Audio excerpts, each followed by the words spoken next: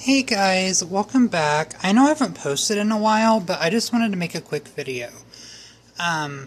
Mostly, so this is my altar right here. Just a little space. I live with family in a tiny apartment. It is what it is. Granted, there probably is cat hair on here because I do have a lot of cats. But I wanted to talk about witchcraft and prices. And, how some people think they need really expensive ingredients and things, but you don't. So I just wanted to walk through a couple things within this altar that, just what they are and how much they even cost.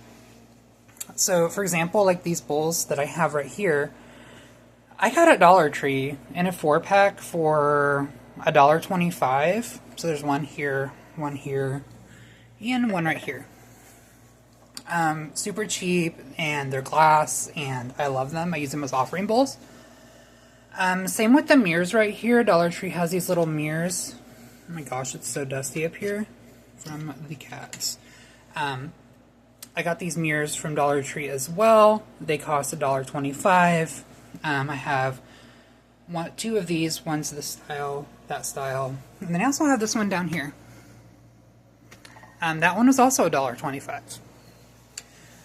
Some other things, so pretty much everything you see here, this was from Temu, so I only paid like $1 or $2 for that. The shells I found on the beach personally when I was in Florida. The candles, each candle that I have for different deities or spirits, also $1.25. This was made from, this was a necklace that was gifted to me, and I turned the charm into a, kind of like a symbolic piece for one of the deities I work with, and then I used air dry clay and obsidian chips and went from there. This tray, I think, thrifted at Goodwill, and it was only like $4, $5, and I just had to have it because this is where I do a majority of my spell work. Honestly, almost everything on this altar, even the vase and the flowers, I only spent a couple bucks on Temu, and I do not feel bad about it at all. The most expensive thing on top of this altar right here, I think, was the fountain, which was like $30 on Amazon. Most expensive thing on here. Everything else was like a few dollars here and there, and I do not feel bad about it at all. I think even this hand piece, which is made from like resin, I only paid like 20 bucks for or so, at a local shop in Lafayette, Indiana. And this bone I found outside, weirdly enough, and I cleaned it up myself. And then down here on this altar, we have these shears, which cost me only 20 bucks on Amazon. You can cut with them. I don't know if I can get it open one-handed, but they're metal. I love them personally. I use them as a dedication tool for this spirit. The candle holder, I can't remember where I got that, but it wasn't very much. And this I made completely myself. Most expensive thing on here was the snake skin, which cost me $9 for a little bag. And then the little tea light candle that's on the inside is battery operated from Dollar Tree. And this is my poor little kitty right here on this altar that I lost a few weeks ago. His name was Taro, and I just felt like having him on this altar really meant a lot to me, as the spirit is a threshold spirit and an ancestral spirit, as far as I'm aware at least. I bought a few other things right here. It's messy as hell, so don't mind. This candle, dragon fruit. I still feel like that you can work with dragon energies through dragon fruit, and it's a very, could make a really good warding candle.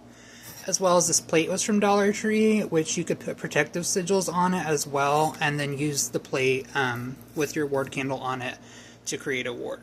I got these candles for $5 for a little pack of them on Amazon, and this thing, I honestly don't know what the hell I'm going to do with this, but I thought about turning it into like a prayer bead thing, or even a ward. Honestly, it's kind of cutesy, so I don't know. Even like my herbs down here, like I grew this snapdragon myself. Banishment powder I made myself. And I have quite a bit of other stuff. It's just not all here with me since I moved back from Florida.